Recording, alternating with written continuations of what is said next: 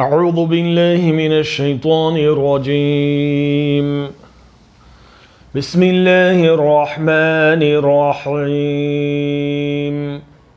قل يا أهل الكتاب لستم على شيء حتى تقيموا التوراة والإنجيل وما أنزل إليكم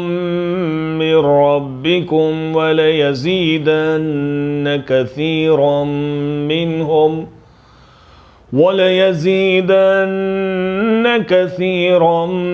منهم ما أنزل إليك من ربك طغيانا وكفرا فلا تأس على القوم الكافرين।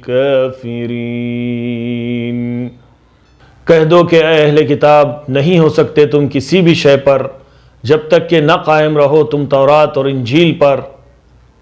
और जो कुछ नाजिल किया गया है तुम पर तुम्हारे रब की तरफ से, और ज़रूर इजाफ़ा होगा उनमें से अक्सर में उससे जो नाजिल हुआ है तुम पर तुम्हारे रब की तरफ से सरकशी और कुफ्र में, तो न अफसोस करो तुम उन लोगों पर जो इनकार करते हैं। से O people of book, you are not on anything until you stand by the Torah and the Gospel and that which has been sent down to you from your Lord, and will surely increase to many of them from that which has been revealed to you from your Lord in rebellion and disbelief. So do not grieve for those people who are disbelievers.